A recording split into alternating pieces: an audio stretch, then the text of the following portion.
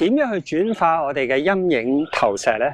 首先咧，我哋要承認我係有抗拒嘅部分，而且對自己要非常之誠實。譬如啊，同自己講，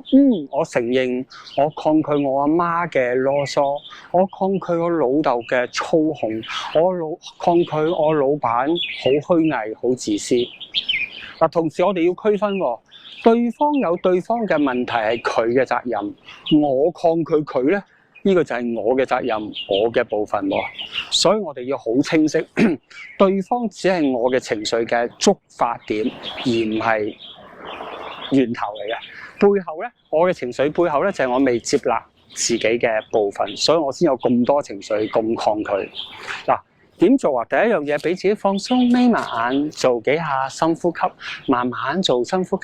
然後將我哋抗拒嘅對象拉遠，拉到幾十尺、幾百尺、幾千尺遠，變咗粒微塵咁細，佢再冇任何力量去傷害我哋。然後問我自己，我有啲乜嘢未完全接納我自己嘅部分？嗱，呢個絕對唔係怪責自己，而係如實睇到自己嘅盲點，為翻自己嘅需要完全負責任。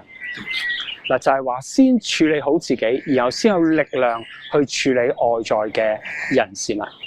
嗱，如果我真係睇到自己嘅抗拒，睇到自己嘅盲點，亦都好值得欣賞翻、嘉許翻自己嘅誠實、自己嘅勇氣。嗱，然後好關鍵啦，就係我哋可以繼續俾自己放鬆啦，繼續觀賞抗拒嘅人喺晒我哋面前啦，然後做一個好特別嘅動作，就係將我自己擺埋入去呢班我好抗拒嘅人前面，我同佢哋喺埋一齊，然後我自己眯埋眼，然後慢慢同佢哋講，我同你一樣，你渴望愛同埋被愛，我都係。我同你一樣，你渴望被尊重、被肯定、被同理，我都係。我同你一樣，你有你嘅唔完美，我都有我嘅唔完美，而且我過去經常將我嘅問題投射喺其他人身上。我會應承我自己，由今日開始，我會學習放低對其他人嘅批判，亦都學習放低對我自己嘅批判，學習真正嘅寬恕同埋愛。嗱，要值得留意啦，做呢個練習嘅時候咧，個速度要好慢，好慢，確保自己能夠進入到呢種狀態，真係認同咗嗰種情緒，真係有嗰份嘅同理心，真係喺深層嘅潛意識裏邊咧，連結到其實你有嘅問題喺深層嘅情緒潛意識裏邊，我都有。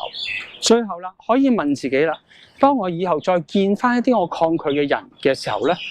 我會點幫我自己咧？我點提醒自己咧？令到我睇到你嘅問題，同時我唔需要帶住好憤怒嘅情緒，我唔會俾你觸動，我只係睇到你嘅問題，得唔得？嗱，呢個練習其實係一個幾高難度嘅轉化嚟嘅，咁所以咧係好需要有 life coach 啦、生命教練啦、社工咧喺身邊陪同支持我哋，先確保我哋係安全有效去做呢個情緒轉化嘅過程。希望呢個 video 對你有價值啦，可以幫手分享開去，讓更加多人都掌握到情緒轉化嘅竅門。衷心多謝你嘅收睇 ，thank you。